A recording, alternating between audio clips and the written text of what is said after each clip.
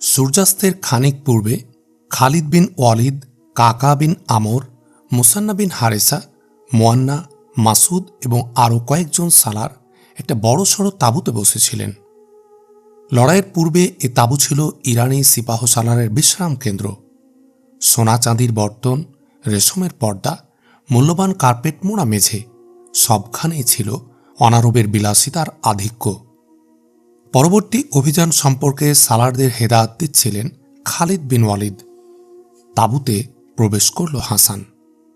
অনুমতি প্রার্থনার দৃষ্টিতে তাকিয়ে রইল খালিদের দিকে, কিন্তু খালিদ এদিকে খেয়াল করেননি দেখে মুসান্না বললেন, কি ব্যাপার হাসান, তুমি কিছু বলবে? জনাব, আমিরে লস্করের খিদমতে আমি কিছু আরজ করতে চাই। বলো, কি বলবে? খালিদ বললেন, জনাব, জঙ্গি কয়েদিদের সাথে আমি দেখা করেছি। এদের অধিকাংশই স্থানীয় আরব। ইরানিদের সঙ্গে আসতে ওদের বাধ্য করা হয়েছে। আমার গায়ের কয়েকজনের সাথে আলাপ করে বুঝলাম, যদি ওদের ছেড়ে দেয়া হয়, ইরানিদের হয়ে আর কখনো ওরা তরবারি তুলবে না। আমি জানি ইরানিরা জবরদস্তি করে আমাদের সম্মুখীন করেছে ওদের। অন্য এলাকার আরবদের ব্যাপারেও বলা যেতে পারে, ইরানি মুনিবদের ভয়ে ওরা লড়াইয়ে অংশ নিয়েছে। আমাদের এলাকার জায়গিরদার ইরানি হলেও রহম দিল। কৃষকরা এজন্য তাকে সঙ্গ দিয়েছে। স্থানীয় আরবদের সহযোগিতা করার ফলে হরমুজের হাতে তিনি যথেষ্ট ক্ষতি স্বীকার করেছেন। এসব লোকেরা তার উপকারের বদলা দিতেই এখানে এসেছে। তুমি কোব্বাদের কথা বলছ? জি হ্যাঁ, ব্যক্তিগতভাবে আমি তার কাছে কৃতজ্ঞ। হরমুজের এক জালিম আত্মীয়কে হত্যা করার পর তার লোকেরা যখন আমাকে ধাওয়া করছিল, তখন তিনি আমার জীবন বাঁচিয়েছিলেন। আমার একিন, তার সামনে ইসলামের তাবলীগ করার সুযোগ পেলে কোনো কৃষককে আমাদের মোকাবিলায় পাঠাতেন না। কোব্বাদের ব্যাপারে আমি শুনেছি, এমন লোক বেশি দিন ইসলাম থেকে দূরে থাকতে পারে না। তোমার যদি এ আস্থা থাকে যে কোব্বাদের প্রজারা দ্বিতীয়বার ইরানিদের সহযোগিতা করবে না, তাহলে ওদের তুমি ছেড়ে দিতে পারো।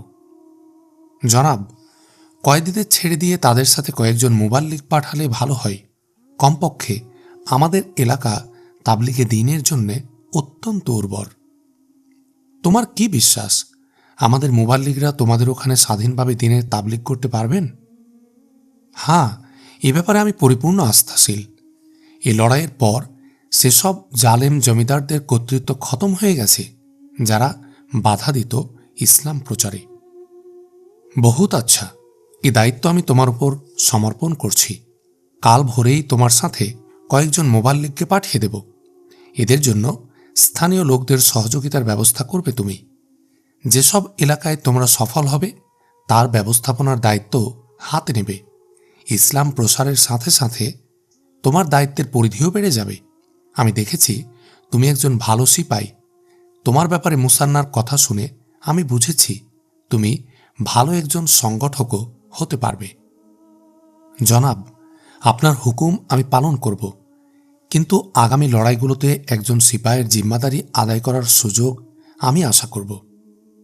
মুক্তিপ্রাপ্ত কয়েদিদের পূর্ণ সহযোগিতা মোবাল্লিগিনেরা পাবেন। আমি দৃঢ়তার সাথে কথা বলতে পারি। ফোরাতের তীরে কোব্বাদের গ্রাম হবে আমাদের প্রথম তাবলীগের কেন্দ্র। তার আশেপাশের যেসব ইরানি রইসদের পক্ষ থেকে বাধা পাওয়ার কথা ছিল, মজলুম কৃষকদের প্রতিশোধের ভয়ে ওরা পালিয়ে গেছে অনেক দূরে। সব সময় মজলুম কৃষকদের সঙ্গে ছিলেন কোব্বাদ। স্থানীয় আরবরা হরমুজকে যেমন ঘৃণা করত, তেমনি ভালোবাসত কোব্বাদকে। আমার মনে হয় তাদের সহযোগিতা পাওয়ার সহজ পথ হচ্ছে সাংগঠনিক দায়িত্ব এমন ব্যক্তিকে দেয়া, যার ব্যক্তিত্ব, যোগ্যতা, আমানতদারি এবং ন্যায়পরায়ণতার কারণে স্থানীয় আরবদের বেশি প্রভাবিত করতে পারবেন। এর সবগুলো গুণ রয়েছে কোব্বাদের মধ্যে। আমি জানি তিনি সত্যান্বেষী। আমার দরখাস্ত, তিনি দ্বীন কবুল করলে যে এলাকাগুলোতে আমরা সফল হব, তার দায়িত্ব তাকে দিলে বেশি দিন আমায় লস্কর থেকে দূরে থাকতে হবে না। তোমার এ প্রস্তাব ভেবে দেখব। খানিক পর তুমি আমার জবাব পেয়ে যাবে। এখন গিয়ে সফরের জন্য তৈরি হও। তাঁবু থেকে বেরিয়ে গেল হাসান। খালিদ বিন ওয়ালিদ মুসান্নাকে লক্ষ্য করে বললেন, তোমার কি খেয়াল? হাসানের প্রস্তাবের সাথে আমি একমত। কোব্বাদের নেকদিল এবং ভদ্রতার অনেক কিছুই আমি শুনেছি। তার নাম না শুনলেও হাসানের মতো ব্যক্তির সাক্ষী আমার জন্য যথেষ্ট ছিল।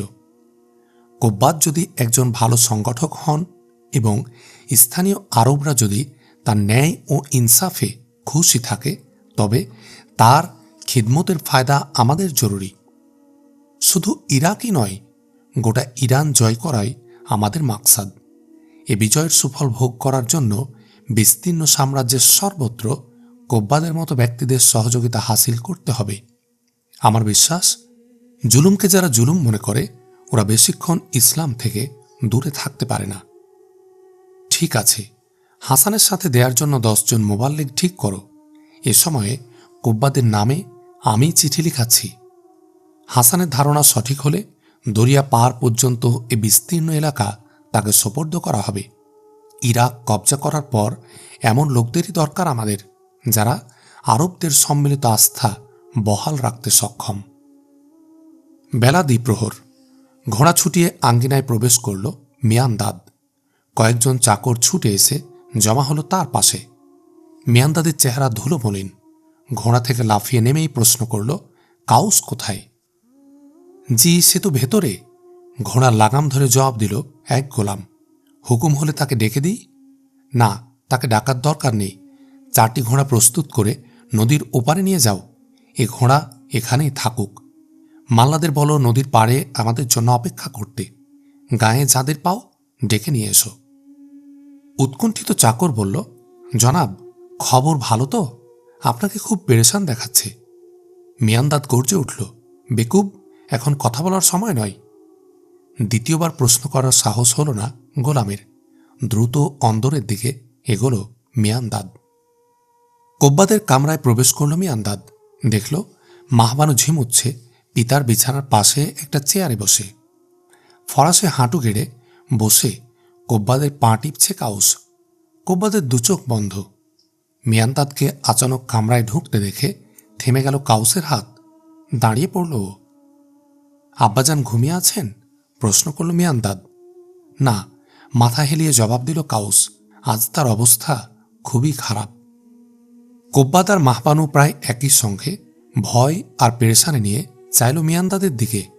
ক্ষীণ আওয়াজে কোব্বাদ বললেন, কি ব্যাপার বেটা, এত জলদি তুমি ফিরে এলে? লড়াই এখনো শুরু হয়নি? আব্বাজান, জবাব দিল, আমি মাজার পৌঁছার আগেই লড়াই খতম হয়ে গেছে। লড়াই খতম হয়ে গেছে? বলে বসতে চেষ্টা করলেন কোব্বাদ, কিন্তু দুর্বলতা আর কষ্টের কারণে আবার বালিশে মাথা রেখে দিলেন। আব্বাজান, কি হয়েছে আব্বাজান? চঞ্চল হয়ে প্রশ্ন করল মিয়ানদাদ। মূর্ছিত চেহারায় মৃদু হাসির রেশ টেনে কোব্বাদ বললেন, আমি ভালো আছি। একটু মাথা ঘুরানি এসেছিল, পানি দাও আমায়। কামরার কোণে রাখা সোরাহি থেকে পানি নিল কাউস। এক হাতে তার মাথা তুলে ঠোঁটের কাছে পানপাত্র তুলে ধরল। কয়েক ঢোক গিলে পুত্রের দিকে আবার তাকালেন কোব্বাদ। বসো বেটা, তুমি ওখানে পৌঁছার পূর্বে লড়াই খতম হয়ে থাকলে এতে পেরেশান হওয়ার কি আছে? কারণ তোমাকে যে দায়িত্ব দেয়া হয়েছিল তা তুমি পূর্ণ করেছ। কয়েক হাজার লোক ভর্তি করে তুমি পৌঁছেছ ওখানে। মাজারের বিজয় তোমার তৎপরতার ফল, এ দাবি তো তুমিও করতে পারো। বিষণ্ণ কণ্ঠে মিয়ানদাদ বলল, আব্বাজান, পরাজিত হয়েছি আমরা। কারেন নিহত। মাজার থেকে এক মঞ্জিল দূরে পলায়নপর পরাজিত সিপাহীদের সাথে সাক্ষাৎ না হলে বিশ্বাসই হতো না মাজারে আমরা পরাজিত হয়েছি। ওরা বলেছে আমাদের অর্ধেকেরও বেশি লোক নিহত হয়েছে ময়দানে। ওরা আরও বলেছে নদীর দিকের কোনো এলাকাই এখন নিরাপদ নয়। মুসলমানদের সঠিক সংখ্যাও বলতে পারছে না ওরা। ওরা বলছিল মুসলমানদের উপর হামলা করলে লৌহ প্রাচীরের মতো অটল থাকে ওরা। ওরা যখন হামলা করে বানের পানির মতো সামনের সব কিছু খড়কুটোর মতো ভাসিয়ে নিয়ে যায়। আমাদের এলাকার স্বেচ্ছাকর্মীদের কথা জিজ্ঞেস করে কোনো সান্ত্বনাপ্রদ জবাব পায়নি। ওরা মারা না গেলেও অবশ্যই বন্দী হয়েছে। আগামীতে মুসলমানরা কোন দিকে রোগ করবে এখনো বোঝা যাচ্ছে না। ওরা যদি এদিকে আসে, এ মুহূর্তে আমরা বাধা দিতে পারছি না। সপ্তাহখানেকের মধ্যে আমাদের নতুন ফৌজ আসতে পারবে না ময়দানে। আব্বা, দেরি না করে আপনাকে এবং মাহবানুকে মাদাইন পৌঁছে দিতে চাই। এই স্থান এখন আপনার জন্যে নিরাপদ নয়। জানি এ মুহূর্তে সফরে কষ্ট হবে আপনার। দুশ্মনের ওখানে পৌঁছা এর চেয়ে বেশি বেদনাদায়ক। আপনি এ কষ্টটুকু স্বীকার করলে আপনিও দুশ্মনের থেকে নিরাপদ থাকবেন, আমিও নিশ্চিন্তে অংশ নিতে পারব আগামী লড়াইগুলোতে। বেটা, আমার জন্য ভেবো না তুমি। প্রায় মৌতের কাছাকাছি পৌঁছে গেছি আমি। তুমি মাহবানুকে মাদায়েনে নিয়ে যাও। আব্বাজান, আপনাকে ছেড়ে মাহবানু মাদায়েনে যাবে না। সময় নষ্ট করা উচিত নয়। যে কোনো সময় মুসলমানরা এখানে চড়াও হতে পারে। ওদের পথ প্রদর্শক হবে এমন ব্যক্তি আমাদের ঘরের প্রতিটি কোণ সম্পর্কে যে জানে। আমাদের কোনো গোলাম দুশ্মনের দলে ভিড়েছে এ কি হতে পারে? না, সে আমাদের গোলাম নয়, বরং এমন ব্যক্তি যাকে আপনি এক বেটা আর আমি এক ভাইয়ের মতো ভালোবাসতাম। তার নাম হাসান। আব্বাজান, সে মুসলমানদের দলে ভিড়েছে। তাকে দেখেছি আমি হাফিরের ময়দানে। সব অপমান আমি বরদাস্ত করতে পারি, কিন্তু বিজয়ের ঝান্ডা নিয়ে ও আমাদের ঘরে প্রবেশ করবে এ আমি সহ্য করতে পারব না। আজ সন্ধ্যার আগেই নদীর ওপারে পৌঁছতে হবে আমাদের। আমি ঘোড়া পাঠিয়ে দিয়েছি ওখানে। আপনার পালকি এবং অন্যান্য জিনিসপত্র বহন করতে গায়ের লোকদের ডেকে পাঠিয়েছি। আপনার সফরে কষ্ট হলে নদীর ওপারের গ্রামে কয়েকদিন আমরা অপেক্ষা করব। কাউস এখানেই থাকবে। তুমি যদি হাসানকে ভয় করো তবে এখানেই থাকতে দাও আমায়, নিশ্চিন্তে জবাব দিলেন কোব্বাদ। ও আমায় কিছুই বলবে না। অশ্রু ভেজা কণ্ঠে চিৎকার দিয়ে মিয়ান্দাদ বলল, আব্বাজান, হাসানকে আমি ভয় পাই না। আপনি কি মাহবানুর ব্যাপারে ভাবছেন না? কোব্বাদের ফ্যাকাশের চেহারা রক্তাভ হয়ে উঠল হঠাৎ। তিনি উঠে বসলেন। মাহবানু তাড়াতাড়ি এগিয়ে তাকে ঠেক দেওয়ার চেষ্টা করে বলল, আব্বাজান, আপনি শুয়ে থাকুন। আমার জন্য চিন্তা করো না বেটি, তোমরা সফরের জন্য তৈরি হও। কাউসের দিকে ফিরে মিয়ান্দাদ বলল, জরুরি মালপত্র বেঁধে গায়ের লোকদের হাওলা করে দাও। আব্বাজানের জন্য পালকি নিয়ে এসো। নদীর পাড়ে খুব শিগগিরই আমাদের পৌঁছতে হবে। গায়ের লোকদের বলবে চিকিৎসার জন্য আব্বাজানকে মাদায়েন নিয়ে যাচ্ছি। বেরিয়ে গেল কাউস। কতক্ষণ নিঃশ্বাস বসে রইলেন কোব্বাদ। এরপর চোখ বন্ধ করে বালিশে মাথা রাখলেন। বারবার তার কণ্ঠ থেকে বেদনা মথিত শব্দ বেরিয়ে আসছিল। এ কিভাবে সম্ভব? এ কি করে হতে পারে? বেদনার্ত চোখে ভাইয়ের দিকে তাকিয়ে রইল মাহবানু। তুমি কি ভাবছ? বলল মিয়ান্দাদ। চিরদিনের জন্য এ ঘর ছেড়ে যাচ্ছি না আমরা, শিগগিরই ফিরে আসব। এখন জলদি কাপড় পরে নাও। একটা ছোট সিন্দুক আর 2 গাইটের বেশি যেন না হয় আমাদের মালপত্র। খাদেমা আপাতত এখানেই থাকবে। জলদি করো, এখন আমাদের ভাববার সময় নয়। হাই, হাফিরের লড়াই থেকে ফিরে এসেই যদি তোমাদের মাদায়েনে পাঠিয়ে দিতাম। কোনো জবাব না দিয়ে অশ্রু মুছতে মুছতে কামরা থেকে বেরিয়ে গেল মাহবানু। তৃতীয় প্রহর। গ্রামের লোকেরা কোব্বাদের পালকি তুলেছে। মিয়ান্দাদ বোনকে বলল, তুমি ঘোড়ায় সাওয়ার হয়ে নদী পাড়ে পৌঁছে মাল্লাদের বলবে তোমাদের ওপারে পৌঁছে দিতে। আমরা পৌঁছতে পৌঁছতে তোমাদের রেখে নৌকা ফিরে আসবে। না ভাইজান, আমি আব্বাজানের সাথে যাব। জিনিসপত্র আর পালকি বহনকারীরা বেরিয়ে গেল দেউড়ি থেকে। তাদের পেছনে চলল মিয়ান্দাদ আর মাহবানু। দেউড়ির কাছে পৌঁছে আচানক থেমে গেল মাহবানু। ঘাড় ফিরিয়ে কয়েক কদম দূরে দাঁড়িয়ে থাকা খাদেমার দিকে তাকালো। অশ্রু মুছছিল খাদেমা। ছুটে এগিয়ে গেল মাহবানু। কান্নার গমকে গমকে ও জড়িয়ে ধরল খাদেমাকে। বৃদ্ধা খাদেমা কম্পিত হাতে তার মাথায় আদর করতে করতে বলল, বেটি, হিম্মত করো। আমার বিশ্বাস সে তোমার দুশ্মন হতে পারে না। মাহবানু ফিরে চাইল দেউড়ির দিকে। বেরিয়ে গেছে মিয়ান্দাদ। কাউস আর এক গোলাম ছাড়া কেউ নেই ভেতরে। না না, মনকে এখন আর ধোকা দিতে পারছি না। বলল, আমরা একে অপরকে আর দেখব না কোনোদিন। ও যদি এখানে আসে, আমার পক্ষ থেকে এই পয়গামটুকু দেবেন, তোমার দুশ্মনের প্রতিশোধ তোমার ভাইকে দিয়ে নেওয়া হবে না। কিন্তু খোদার দিকে চেয়ে কথা বলবেন না, এক পাগলি মেয়ে তার জন্য অশ্রুর ঝর্ণা বইয়ে দিয়েছিল।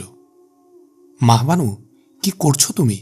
দেউড়ির বাইরে থেকে আওয়াজ দিল মিয়ান্দাদ। আসছি ভাইজান, বলেই ও হাঁটা দিল দরজার দিকে। কোব্বাদ রওনা হওয়ার খানিক পরই গ্রামের এক লোক ছুটে এসে কাউসকে সংবাদ দিল কজন অশ্বারোহী এদিকে আসছে। দ্রুত দেউড়ির দরজা বন্ধ করে দিল কাউস। সঙ্গীদের তীর তুনি নেয়ার হুকুম দিয়ে ছুটে গেল ছাদে। খানিক পর ও দেখল সশস্ত্র 4 ব্যক্তি। ফটকের 15-20 কদম দূরে থামল ওরা। কাউসের দিকে তাকালো হাসান, গলা চড়িয়ে বলল, কাউস, তোমার মুনিবকে খবর দাও, আমি তার সাথে দেখা করতে চাই। তিনি অসুস্থ, দরজা খোলার অনুমতি নেই আমার। মিয়ান্দাদ কোথায়? ঘরে নেই। ঠিক আছে, তোমার মুনিবকে বলো তার জন্য এক জরুরি পয়গাম নিয়ে আমি এসেছি। এলাকায় যারা লড়াইয়ে গ্রেফতার হয়েছিল ছেড়ে দেওয়া হয়েছে তাদেরই 4 জন এসেছে আমার সঙ্গে, বাকিরা হেঁটে আসছে। তোমার মুনিবের খানদান সম্পর্কে মুসলমানদের নিয়ত খারাপ নয়, এ 4 ব্যক্তি তার সাক্ষী। বাকি অশ্বারোহীদের দিকে তাকালো কাউস। নিজ গায়ের লোকদের চিনতে দেরি হল না তার। হাসানকে দেখে গায়ের আবাল বৃদ্ধ বনিতা যারা লুকিয়েছিল ঘরের কোণে এক এক করে বেরিয়ে তার চারপাশে জমা হতে লাগল। কাউসের কোনো জবাব না পেয়ে হাসান বলল, কাউস, তোমার মুনিবের শরীর বেশি খারাপ হলে তাকে পেরেশান করব না, তার অনুমতির অপেক্ষা করব এ ঘরের বাইরে। ভয় পেয়ে যদি দরজা বন্ধ করে থাকো তবে তোমাকে এ নিশ্চয়তা দিচ্ছি, আমার প্রথম জিম্মা হল এ ঘরের হেফাজত করা। মিয়ান্দাদ ভেতরে থাকলে তাকে ডেকে দাও। জবাব না দিয়ে কাউস পেরেশান হয়ে কখনো হাসান কখনো সঙ্গীদের দিকে চাইতে লাগল। শিশু বুড়োদের দেখা দেখি গায়ের মহিলারাও জমা হচ্ছিল ওখানে। হাসান যে 4 বন্দীকে ছাড়িয়ে এনেছিল ওরা কথা বলতে লাগলো প্রিয়জন আর আত্মীয়দের সাথে। ওদের একজন হঠাৎ ঘোড়া বাগিয়ে হাসানের কাছে পৌঁছে চিৎকার দিয়ে বলল, কাউস মিথ্যে বলেছে, মিয়ান্দাদ এবং তার পিতা ঘরে নেই, ওরা মাদায়েন রওনা হয়ে গেছে। গায়ের লোকেরা নদীর পাড় পর্যন্ত পৌঁছাতে গেছে ওদের। চাচা বলছেন আমার ভাইও গেছে তাদের সাথে। ওরা রওনা হয়েছে বেশি সময় হয়নি, সম্ভবত নদীও পেরোয়নি এখনো। হাসান লাগাম ঘুরিয়ে ঘোড়া ছুটিয়ে দিল। সঙ্গীরা অনুসরণ করল তার। কোব্বাদ, মাহবানু এবং সফরের জন্য নির্বাচিত 8 ব্যক্তি সাওয়ার হচ্ছিল কিস্তিতে। তীরে দাঁড়িয়ে গায়ের লোকদের বলছিল মিয়ান্দাদ, এখন চূড়ান্ত লড়াইয়ের জন্য তৈরি হতে হবে তোমাদের।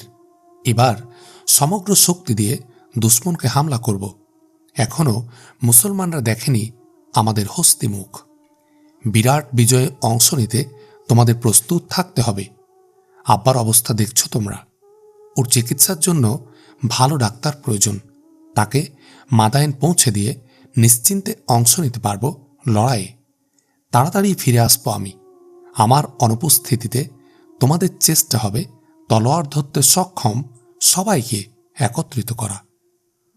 ওরা আসছে, চিৎকার দিয়ে বলল এক নওজোয়ান, আপনি জলদি নৌকায় ওঠেন। পিছন ফিরে দেখল মিয়ান্দাদ। ক্ষণিকের জন্য পা তার আটকে রইল মাটির সাথে। প্রায় 300 গজ দূরে বৃক্ষের আড়াল থেকে বেরোতে দেখা গেল কয়েকজন অশ্বারোহীকে। সবার আগে হাসান। নৌকায় লাফিয়ে পড়ে মিয়ান্দাদ চিৎকার দিয়ে বলল, কিস্তি ওপারে নিয়ে চলো, জলদি করো। এক যুবক খুলে দিল রশি। দাঁড় বাইতে লাগলো মাল্লা। পালকিতে নিঃশ্বাস পড়েছিলেন কোবাদ। হঠাৎ উঠে বসলেন তিনি।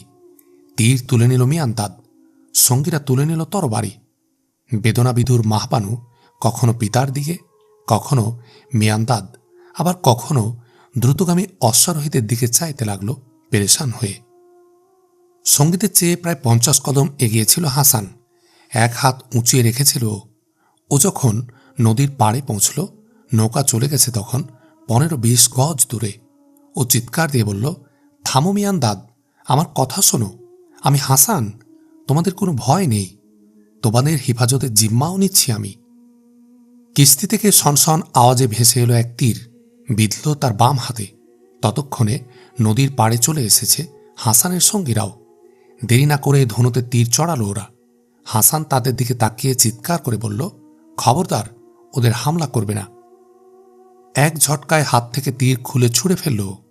এর মধ্যে গায়ের লোকেরা বিচ্ছিন্ন হয়ে পালিয়ে যাচ্ছিল এদিক ওদিক। হাসান ঘোড়া নিয়ে লাফিয়ে পড়ল নদীতে। চিৎকার করতে লাগলো জোরে জোরে, থামো মিয়ান্দাদ, আমার কথা শোনো। এরপর যেতে চাইলে তোমায় বাধা দেব না। তোমার পিতার জন্য এক জরুরি পয়গাম নিয়ে এসেছি আমি। তোমাদের গ্রাম, তোমাদের ঘর নিরাপদ, পালানোর দরকার নেই তোমাদের। অনিমেষ নেত্রে এক হৃদয় বিদারক দৃশ্য দেখছিল মাহবানু। কিছু বলতে চাইলেন কোব্বাদ, কিন্তু জবান স্তব্ধ হয়ে গেছে তার। গোলাম শুইয়ে দিতে চাইল তাকে। এক ঝটকায় তার হাত সরিয়ে দিলেন তিনি। ঠোঁট তার কাঁপছিল, কণ্ঠ থেকে বেরিয়ে আসছিল অস্ফুট গঙ্গানির আওয়াজ। হাত প্রসারিত করে কিছু বোঝাতে চাইছিলেন তিনি মিয়ান্দাদকে, কিন্তু কিস্তির অপর প্রান্তে অটল দেয়ালের মতো দাঁড়িয়েছিল মিয়ান্দাদ। তার অনড় দৃষ্টি স্থির হয়ে আছে হাসানের উপর। কোব্বাদের অস্বস্তি দেখে সর্বশক্তি দিয়ে দাঁড় টানছিল মাল্লা। গভীর পানি এলে ঘোড়া থেকে নেমে পড়ল হাসান। সাঁতরাতে লাগল এক হাতে ঘোড়ার জিন ধরে। কিস্তির তুলনায় তার গতি ছিল মন্থর। ওদের মাঝের দূরত্ব বেড়ে যাচ্ছিল ক্রমশ। মাথাছাড়া সমগ্র দেহটা ওর পানিতে ডোবা। খানিক পর নদীর মাঝখানটা পেরিয়ে কমর বরাবর পানিতে আবার ঘোড়ায় সাওয়ার হল। কিস্তি ভেঙেছে কিনারে। কয়েক লাফে হাসানের ঘোড়া পৌঁছল হাঁটু পানিতে। নিশ্চিন্তে নিশানা করল মিয়ান্দাদ। মাহবানুর বেদনা মাখা চোখ বুজে এলো। আচানক উঠে দাঁড়ালেন কোব্বাদ। মাল্লা আর গোলামরা বিমূঢ়ের মতো চাইতে লাগল তার দিকে। দ্বিধা কুণ্ঠিত কম্পিত পদে এগোলেন তিনি। হঠাৎ নিঃশেষ হয়ে এলো তার শক্তি। পড়তে পড়তে মিয়ান্দাদকে জড়িয়ে ধরার চেষ্টা করলেন তিনি। ধাক্কা লেগে এক কদম এগিয়ে গেল মিয়ান্দাদ। ধনু থেকে বেরিয়ে গেল তীর, বিঁধল হাসানের ঘোড়ার মাথায়। আহত ঘোড়া আরোহী সহ লাফিয়ে পড়ল পানিতে। হৃদয় বিদারক চিৎকার বেরিয়ে এলো মাহবানুর মুখ থেকে। আব্বাজান, আব্বাজান বলে এগিয়ে কোব্বাদকে তোলার চেষ্টা করল মিয়ান্দাদ। চিৎ করে শুয়ে দিল কোব্বাদকে। তার অর্ধবোজা চোখের সামনে ভেসে উঠল মৃত্যুর পর্দা। মুখে পানি দেওয়ার চেষ্টা করল এক গোলাম, কিন্তু সে পানি পড়ে গেল গাল বেয়ে। কোব্বাদের শিরায় হাত রেখে চিৎকার দিয়ে উঠল মিয়ান্দাদ, আব্বাজান, আব্বাজান। তিনি এখন আর আপনার আওয়াজ শুনবেন না, এক বৃদ্ধ মাল্লা বলল। আপনি এবার নিজের জীবন বাঁচানোর চেষ্টা করুন। ওই দেখুন, ওরা সবাই ঘোড়াসহ ঝাঁপিয়ে পড়েছে নদীতে। এখানে পৌঁছতে দেরি হবে না ওদের। অপর পারে নজর করল মিয়ান্দাদ। সাথে সাথে ধনু তুলে বসল সে হাঁটু গেড়ে। প্রায় 20 গজ দূরে হাঁটু পানিতে দাঁড়িয়ে ঘোড়ার করুণ অবস্থা দেখছিল হাসান। তুনির থেকে তীর খুলে মিয়ান্দাদ ধনুতে তাক করল। আচানক লাফিয়ে তাকে জড়িয়ে চিৎকার দিয়ে মাহবানু বলল, না ভাইজান না, দেখুন ওরা এসে পড়েছে। আপনাকে ওরা ক্ষমা করবে না। তাকে হত্যা করে নিজের জীবন আপনি বাঁচাতে পারবেন না। চিৎকার দিয়ে মিয়ান্দাদ বলল, ছেড়ে দাও আমায়। মৃত্যু ভয় আমার নেই। হাসান আমাদের অসহায়ত্বের তামাশা দেখবে না। ধাক্কা দিয়ে মাহবানুকে একদিকে ফেলে ধনু তাক করল, কিন্তু তাকে তীর চালানোর সুযোগ দিল না মাহবানু। পড়তে পড়তে উঠে ও ধরে ফেলল তার হাত। চিৎকার দিয়ে বলল, তোমাকে আত্মহত্যার সুযোগ আমি দেব না। ভাইজান, প্রথমে আমাকে খুন করো। পাগলি মেয়ে, আমাকে ছেড়ে দাও। তুমি দাসী হবে তা আমি দেখতে পারবো না। ও আমার পিতার হত্যাকারী, তাকে আমি জিন্দা রাখব না। না না, আব্বাজান আপনাকে তীর চালাতে নিষেধ করতে দাঁড়িয়েছিলেন। তার বিশ্বাস হয়েছিল ও লড়াইয়ের নিয়তে আসেনি। ভাইজান, আপনি তীর ধনু ফেলে দিন, তাকে ফেরানোর জিম্মা নিচ্ছি আমি। দাঁতে ঠোঁট কামড়ে মিয়ান্দাদ বলল, তুমি তুমি তার সাথে যেতে চাইছ? তুমি যেমন বেকুব তেমনই জালেম। খোদার দিকে চেয়ে একবার আমায় প্রমাণ করতে দাও আমি তোমার বোন। আমার খুন তোমার খুনের চেয়ে ভিন্ন নয়। তার অগ্রগতি রোধ করতে না পারলে তোমার তুনির শূন্য করতেও নিষেধ করব না। কথা বলতে বলতে হঠাৎ ভাইয়ের কোমরে ঝুলানো খঞ্জর টেনে নিল মাহবানু। ফিরে তাকালো হাসানের দিকে। আরও কয়েক কদম এগিয়ে এসেছে ও।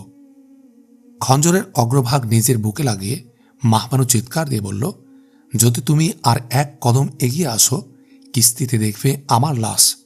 আমার পিতাকে কিছু বলার থাকলে তিনি মরে গেছেন, আর ভাই তোমার কথা শুনবে না। হাসান থেমে গেল। খানিক থেমে মাহবানু বলল, তুমি ফিরে যাও। সঙ্গীদেরও বারণ করো এদিকে আসতে। তোমার ভাইয়ের ব্যাপারে যদি কিছু বলার থাকে, তোমাকে এ সান্ত্বনা দিচ্ছি, তোমার দুশ্মনীর প্রতিশোধ তার উপর তুলব না। মিয়ান্দাদ, আমি এগোব না। আমার সঙ্গীরাও ফিরে যাবে। আমায় একটু কথা বলার সুযোগ দাও। আমি তোমাদের জন্য সন্ধি আর শান্তির পয়গাম নিয়ে এসেছি। আমি কিসরার সৈনিক। কিসরার দুশ্মন আমার দোস্ত হতে পারে না। আমাদের মোলাকাত শুধু ময়দানে জঙ্গে, আর কথাবার্তা কেবল তলোয়ারের ভাষায় হতে পারে। এই যদি হয় তোমার খায়েশ, বেশি দিন তোমাকে অপেক্ষা করতে হবে না। হাসান বলল, মাহবানু, যাও। আমার পিতার কোনো অধিকার যদি তোমার উপর থাকে, শেষবার অনুরোধ করছি, আমাদের পিছু নেওয়ার চেষ্টা করো না। এখন কথা বলে কোনো ফায়দা হবে না। স্তম্ভিত হয়ে কিছুক্ষণ দাঁড়িয়ে রইল হাসান। ধীরে ধীরে পা তুলে অপর পারে যাওয়ার জন্য সাঁতরাতে লাগল। এরই মধ্যে নদীতে নেমে পড়েছিল তার সঙ্গীরা। গভীর পানিতে খানিক সন্তরণ করে অপেক্ষাকৃত কম পানিতে পেল এক সঙ্গীর ঘোড়া। বুলন্দ আওয়াজে ও চিৎকার দিয়ে বলল, ফিরে চলো, ফিরে চলো। কিন্তু ওরা আপনাকে হত্যা করার চেষ্টা করেছে, বলল একজন। আপনার ঘোড়াটা ও হালাক করে দিয়েছে। না না, তোমরা ফিরে চলো, এ আমার হুকুম। অনিচ্ছা সত্ত্বেও ঘোড়া ফিরিয়ে নিল হাসানের সঙ্গীরা। নদী পেরিয়ে শ্রান্তিতে ও বসে পড়ল বালির উপর। তার ক্ষত থেকে রক্ত ঝরছিল তখনও।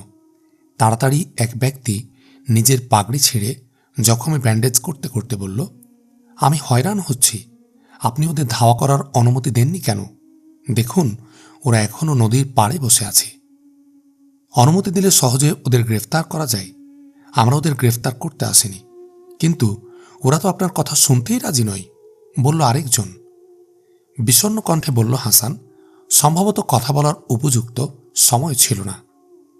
গায়ের এক ব্যক্তি বলল, মিয়ান্দাদ হয়তো সন্দেহ করেছিল তাদের আপনি বন্দি করবেন। জানি না কি ভেবেছে সে, তবে তার পিতা দ্বিতীয়বার বাঁচালেন আমার জীবন। তিনি আমায় মদদ না করলে যে তীরে মারা গেছে আমার ঘোড়া, সেই তীরেই খুন হতাম আমি। হাসান আর তার সঙ্গীরা ওপারে তাকিয়ে রইল অনেকক্ষণ। মিয়ান্দাদ, তার বোন এবং দুজন গোলাম সাওয়ার হলো ঘোড়ায়। বাকি লোকেরা পালকি এবং অন্যান্য মালামাল তুলে যখন অনুসরণ করল ওদের, হাসান নিজের সাথীদের বলল, এসো, এবার যাওয়া যাক। নদীর পার হয়ে প্রথম যে গ্রামে পৌঁছল ওরা, সেখানে কোব্বাদের দাফন করল মিয়ান্দাদ। গ্রামের জমিদারের ওখানে রাত কাটালো। নিজস্ব 4 জন গোলাম ছাড়া ওদের সাথে আসা বাকিরা ফিরে যাবার জন্য ছিল পেরেশান। সূর্যাস্তের পর ওদের বিদায় দিল মিয়ান্দাদ।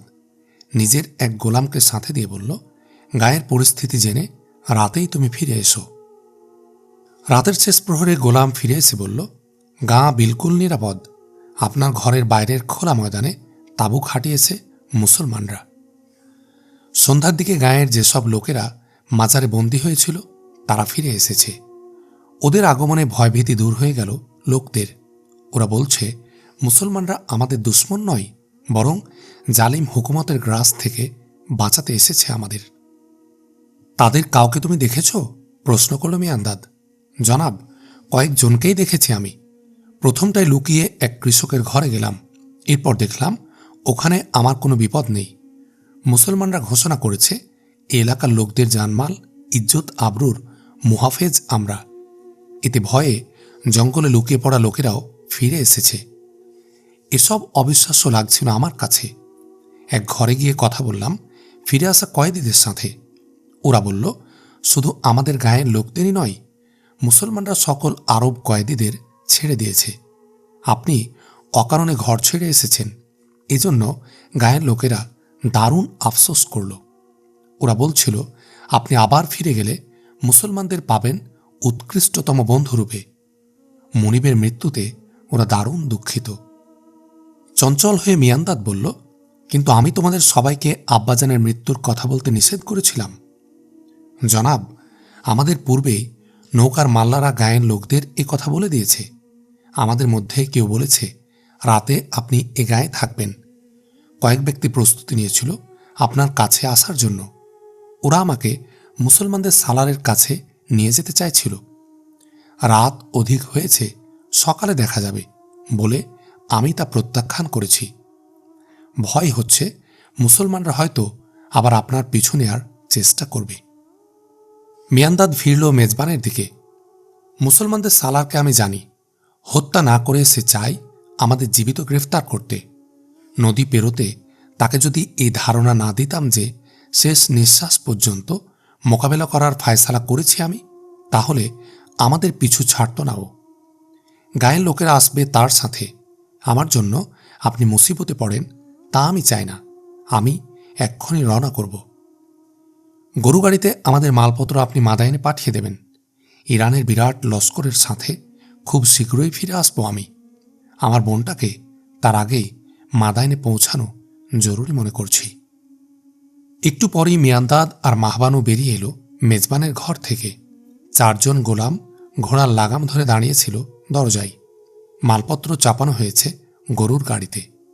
এক গোলামকে গরুর গাড়িতে সাওয়ার হওয়ার হুকুম দিয়ে মিয়ান্দাদ ফিরল গায়ের খবর নিয়ে আসা গোলামের দিকে।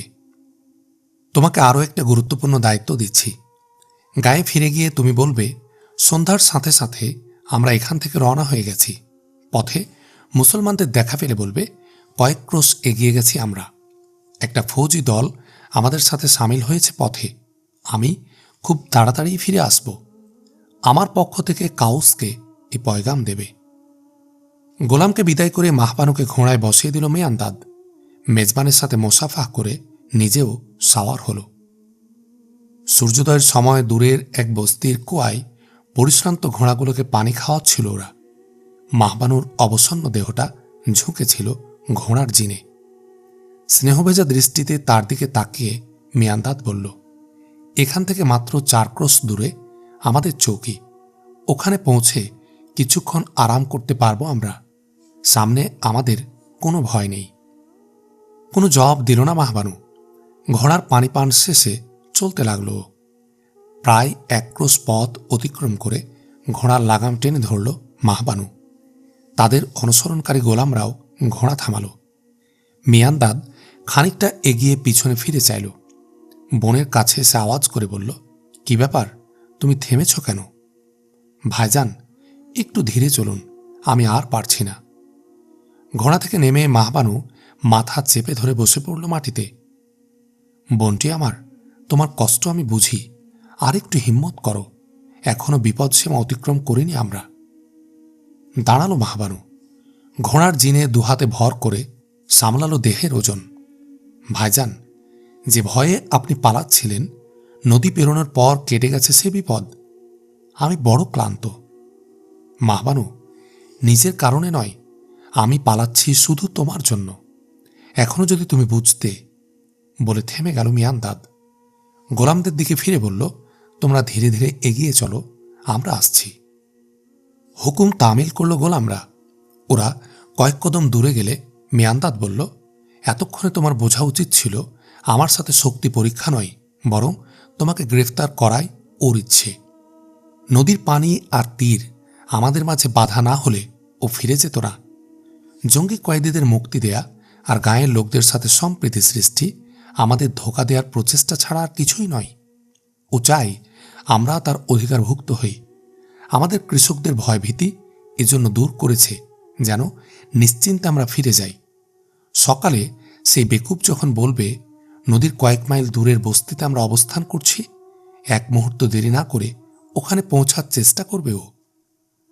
আহত হওয়ার কারণে হয়তো নিজে আসতে পারবে না, কিন্তু এখনো জানি না কত মুসলমান জমায়েত হয়েছে আমাদের গায়ে।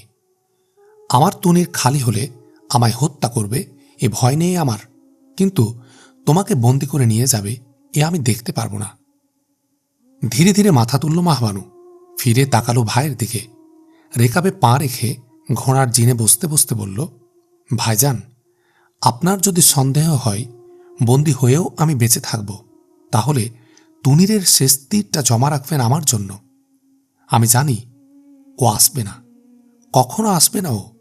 আমরা শুধু ভয়েই পালাচ্ছি। কথাগুলো বলার সময় মাহবানুর চোখ ভরে এলো পানিতে। হয়তো তোমার ধারণাই সঠিক, তবুও আমাদের সাবধান হওয়া উচিত। এখন ঘোড়ার গতি দ্রুত করার দরকার নেই, কিন্তু থামাও ঠিক হবে না। কিছুক্ষণ মামুলি গতিতে চলল ওরা। মিয়ান্দাদ প্রায় 1/2 মাইল দূরের এক বস্তি দেখিয়ে বলল, মাহবানু, আফসোস, অকারণে তোমাকে কষ্ট দিয়েছি। ওই বস্তিতে খানিক আরাম করব। কাল থেকে কিছুই মুখে দাওনি, ঘোড়াগুলো পারছে না আর। এখন আমারও বিশ্বাস ও আমাদের ধাওয়া করবে না। আমি হয়রান হচ্ছি, সোহেল মাদায়েনে তার ভাই দুশ্মন হিসাবে আসবে না আমাদের সামনে। এই সাদামাটা কথাটা কেন আমার বুঝে আসেনি? মন দিয়ে শোনো মাহবানু, সোহেল যেন হাসানের এসব কথা জানতে না পারে, কিন্তু হাসানকে আমি কোনো দিন ক্ষমা করব না। আমি আশা করি খুব শিগগিরই মরু আরবের পথ ধরবে ইরানি ফৌজ। সোহেল যদি আমার আশা পূরণ করে থাকে, ইরানি ফৌজের সিপাই হতে বেশি সময় লাগবে না ওর। টেক চালনা আর তীরন্দাজিতে তার সমবয়স্ক কেউ তার সমকক্ষ হতে পারছে না। তাকে শিখাবো মুসলমানদেরকে ঘৃণা করতে। আমার জীবনের সবচেয়ে বড় খুশির দিন হবে সেদিন, যেদিন এক কয়েদি হিসাবে হাসান আসবে আর জল্লাদের দায়িত্ব দেব সোহেলকে। মাহবানু, আমায় প্রতিশ্রুতি দাও, মাদায়েন পৌঁছে সোহেলের সামনে হাসানের প্রসঙ্গ তুলবে না। এই শর্তে প্রতিশ্রুতি দিচ্ছি, যতদিন সোহেল আমাদের আশ্রয়ে থাকবে তার উপর আপনি কঠোর হবেন না। আমাদের ধোঁকা দিতে হাসান যদি আমাদের গায়ের লোকদের বুকের সাথে বুক লাগাতে পারে, তার ভাইয়ের সাথে ভালো ব্যবহার করতে কোনো কষ্ট হবে না আমার। আপনি নিশ্চিন্ত থাকুন, তার কাছে হাসানের প্রসঙ্গ আমি তুলব না। এ কথাও বলতে পারবে না হাসান বেঁচে আছে আর ও এসেছিল আমাদের ঘরে। এ কথাও তাকে আমি বলবো না। খানিক নীরব থেকে মিয়ান্দাদ বলল, মরে গেছে সোহেলের ভাই, বেঁচে আছে কেবল আমাদের দুশ্মন। অনেকক্ষণ নীরব থেকে মাহবানু বলল, ভাইজান, আমি ভাবছি আব্বাজান যদি বেঁচে থাকতেন কি বলতেন এসব কথা শুনে। অত ভাবনার দরকার নেই তোমার।